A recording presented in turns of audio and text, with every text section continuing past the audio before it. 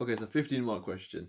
Discuss market-orientated strategies that the Angolian government could use to improve development. And the first thing is, what do market-orientated strategies actually mean? So market-based strategies, it might remind some of you of market-based supply-side policies, and it's pretty much exactly the same. It's where you leave it to the market. So the government reduces its intervention in the market. And the first example that always pops into my mind when I think about market-based policies is deregulation. So of course the government reducing their intervention, their interference within that market. You might have also learned to deregulation slash reducing red tape. And we were actually speaking about this earlier. We were speaking about it with regards to India, so post 1991, post liberalization. I know I didn't mention this earlier. It sounds like a random start, but real world application, as I keep mentioning, is absolutely utmost importance. I need to make sure you have some really solid case studies, some really solid industries you have revised. But deregulation, red tape,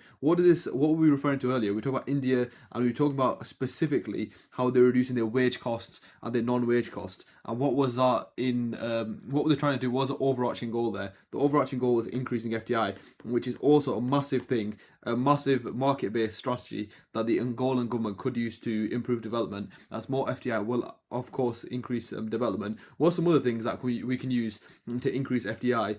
So we have deregulation, things like reducing the minimum conditions are required for a worker, and then we have the other side of the spectrum where they could increase incentive for firms to come into Angola by things like decreasing corporation tax. So that's the two ways countries incentivize FDI: by deregulation of the conditions for workers, and then also incentivizing firms' profits, as of course corporation tax is a percentage of a firm's profits. If there's a lower rate of corporation tax, there is going to be increased profit for firms. So maybe for this paragraph you could use these two in conjunction and say by deregulation and by reducing the rates of corporation tax, it will lead to increased FDI, and an increased FDI will therefore cause development, and it can give the reasons for why it causes development. Yeah, so it talks about privatizing the state oil firms. And why is privatization a market-based policy, and then why does it cause development? So privatization, of course, is a market-based policy, since what is privatization is where firms move from the public sector to the private sector. So from state ownership to now private ownership, which means, again, the government is reducing its intervention in the market, has less of a hand in the market. And why can this cause development? As a great example that you should know is Margaret Thatcher, how she affected privatization in the UK. With firms like BT, British Telecom, British Gas. What did it lead to? So we say with privatisation, and a general and a really common question in Edexcel, especially more to do with your paper one, when firms are in the public sector, it's state ownership, they don't have any real profit incentive. They try to aim for more things like elective efficiency, just to provide welfare for society. But this lack of profit incentive leads to massive inefficiencies, and this is where, when a firm is privatised, of course, they have an owner. The owner wants to make profits. It doesn't just run on hope and happiness. So the owner really pushes for profits, and how do they do that? They try to reduce costs as much as possible, become as efficient as possible, increase their revenues, and that, of course, will lead to much more efficiency for the firm, much larger profits, and all those things will cause development. For example, for these oil firms now be privatised, they make large profits. Those large profits means more corporation tax to the government, therefore more funds for the government to spend on development. And then you can keep going with the chain of analysis. If these firms are making more profit, they're going to invest more, they're going to expand more, and when they expand, they hire more workers. Hire more workers obviously has a massive knock-on effect, which will increase the AD, increase development, since those workers are now going to be paying income tax, more funds for the government, more development. So you can basically just keep on going. But yeah, that's another idea for a point.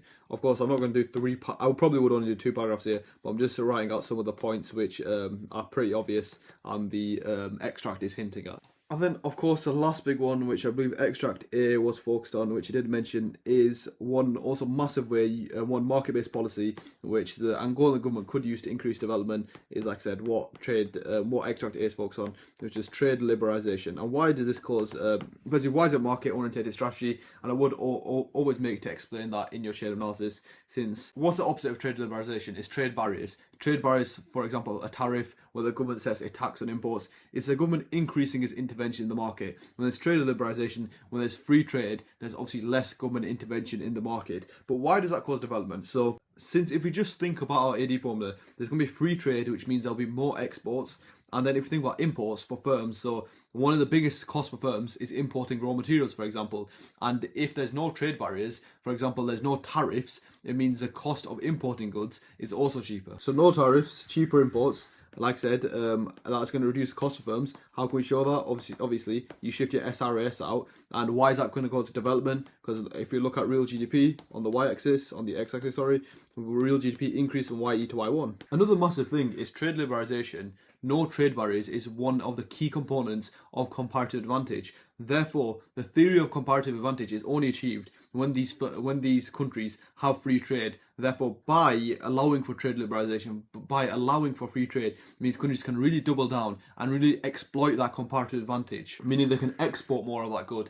They can even enjoy larger economies of scale since there's no trade barriers.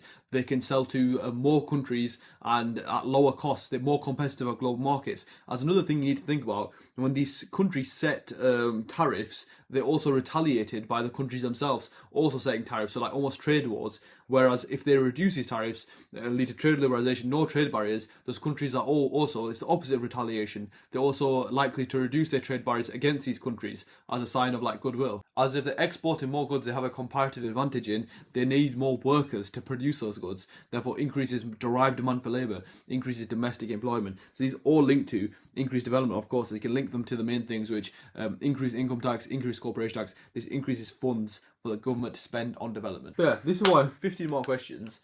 I 100% always suggest planning. I pretty much suggest planning every single one of the questions, but there are going to be, like, for some scenarios, there are lots of points. So make sure you're clear in your plan. You obviously do not need to include everything, but have 2 main points and really go into detail with those points. But of course, also with your 50-mark questions, there are 6 marks for evaluation. So what am I thinking with regards to this question? So a great point with regards to evaluation for trade liberalisation is the competitiveness of domestic firms. As we said, they're reducing tariffs, so there's no tax on imports anymore, which means these firms in Angola, the domestic firms, are they competitive enough? Are they good? Are they producing good enough quality to compete with global markets and on a global scale with other firms? As if they're not good enough to compete, it means that domestic consumers are just going to start importing goods, which could have the opposite effect. It could worsen development, as it means consumers are now importing from countries outside of Angola, meaning that money is leaving Angola.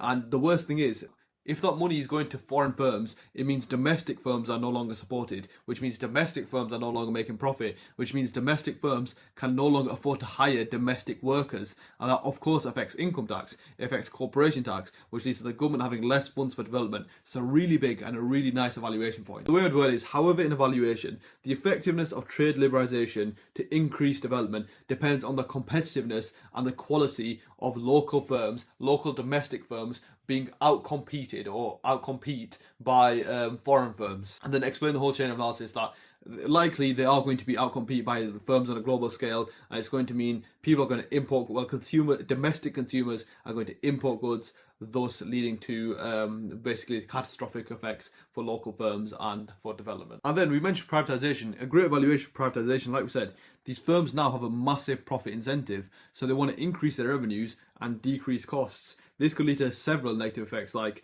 how do you increase revenue? Increase price. So therefore, it could lead to massive increase in costs for domestic consumers. And with regards to privatisation, in this scenario, they're talking about privatising oil firms. Oil has a fairly inelastic demand, therefore it could lead to massive increase in cost of living for consumers, which is obviously a massive negative effect. But then, like I said, they try to increase revenues and decrease costs. What's an easy way to decrease costs? Reduce worsen working conditions, or just reduce the number of workers you have. Therefore, privatisation could lead to more unemployment, and more unemployment, of course, leads to less income tax, therefore less funds for development. So privatisation could actually lead to less development rather than more development, due to that firms regaining that profit and really decreasing costs. And then our first point, deregulation, to increase FDI. Of course, with FDI, I don't know how to say the word. Profits are repatriated and taken back to their home country, like transfer pricing. So you could mention that as an evaluation point. Of course, we have mentioned FDI a lot, so there's lots of evaluations throughout the video for FDI. But yeah, 50-mark question. All it is about is get your points, timely manner, write them out. Good evaluation, 6 marks for evaluation here, and it should be fine. And yeah, hope that has helped you going through that 50-mark question. And that is section B done for June 2023, paper 2.